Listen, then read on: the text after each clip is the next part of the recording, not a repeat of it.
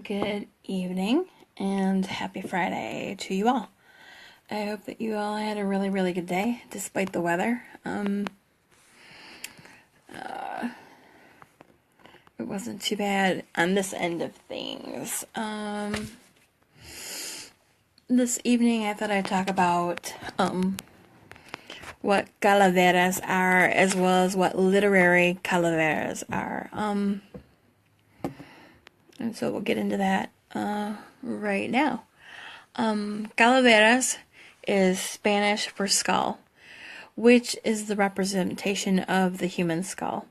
The term is most often applied to decorative or edible skulls made usually by hand from either sugar or clay, which are used obviously in Day of the Dead, which is most common with what people associate them for.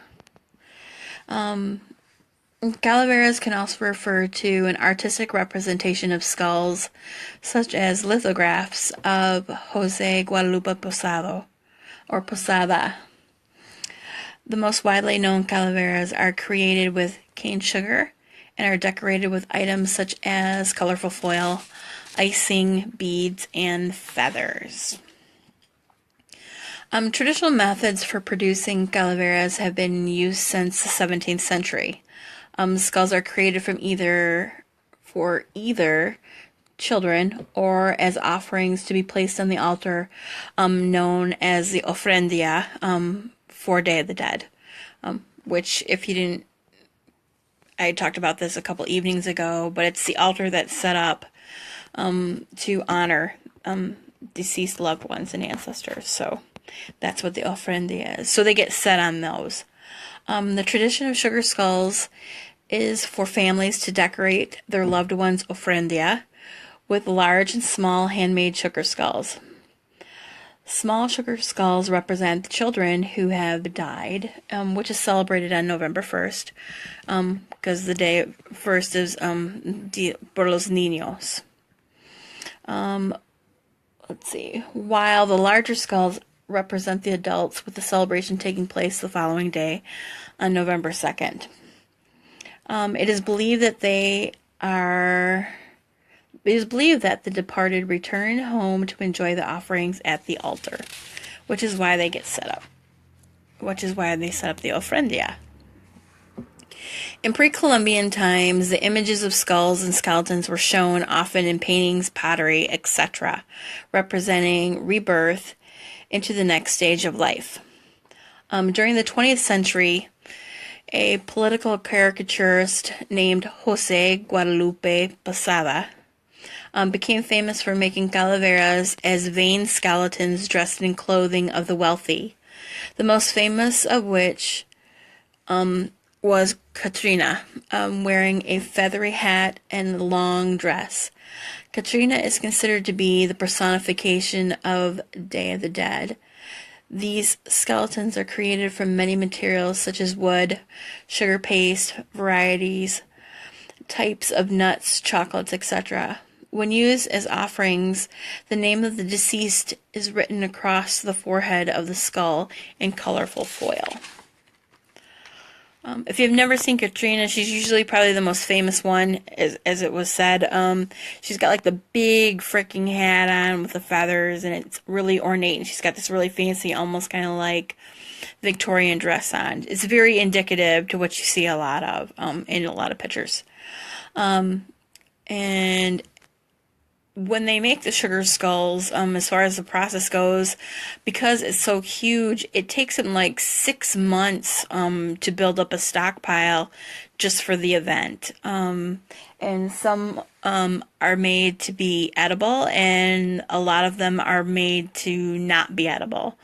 So they do either or, and they're made also with chocolate and as well as sugar at times, depending on the material, and as well as clay too. Literary calaveras are exactly that. Poetry written for the Day of the Dead are also known as literary calaveras, and are intended to be humorously criticize the living while reminding them of their mortality. Literary Calaveras appeared during the second half of the 19th century, when drawings critical of important politicians began to be published in the press. Living personalities were depicted as skeletons exhibiting recognizable traits, mocking them easily marking them easily. Sorry. Additionally, drawings of the dead personalities often contain text elements providing details of deaths in various individuals. The rules of Calavera writing are relatively flexible. The creation is to be composed of verses, preferably incorporations of consonantus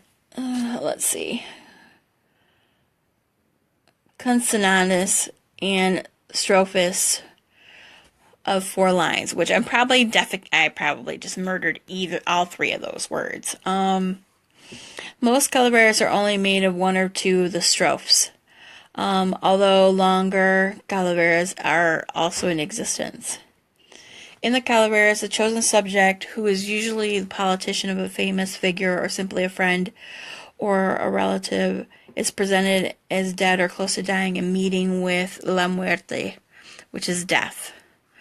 The calavera is a humoristic take on the traditional epithet, meaning to highlight the personal characteristics of the subject.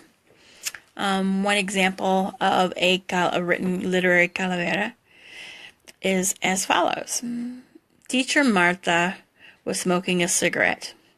Death comes along and told her, "I will accompany you, for I can no longer smoke, and if you keep up like this, the same thing will happen to you." It's a way of mocking death. And another thing too, when Jose did his depictions too of what he did in his literaries, it was also reminding the wealthy that they don't escape death, because death is for everyone.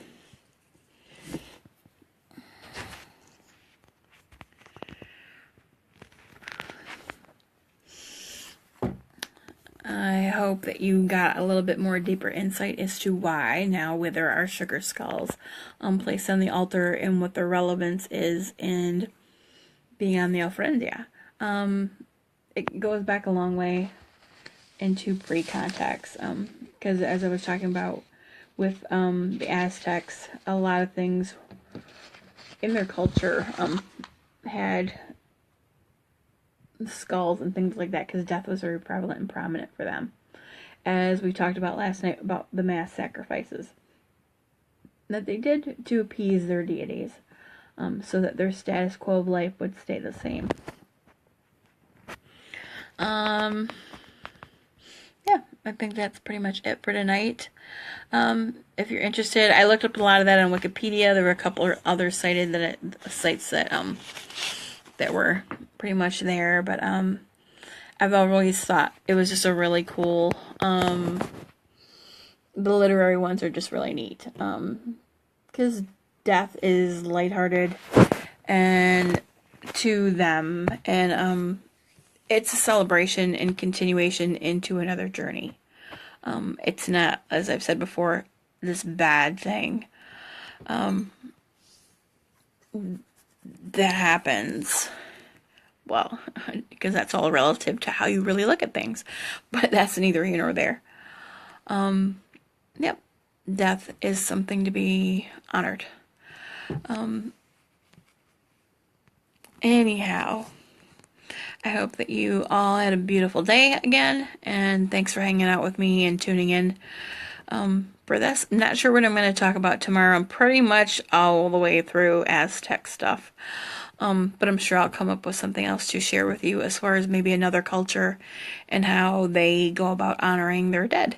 Because there are other cultures and society who honor their dead, and they do have days set aside for them. The Chinese do, the Japanese do. There's a number that do that, so perhaps I'll look a little bit more into that and I will share those with you.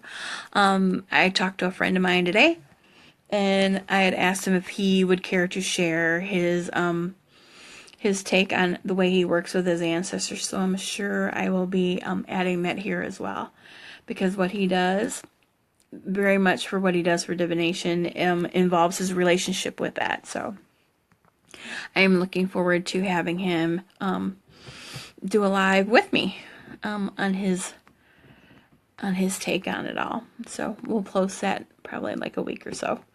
We can work it out. But I hope they have a beautiful night, a beautiful day tomorrow.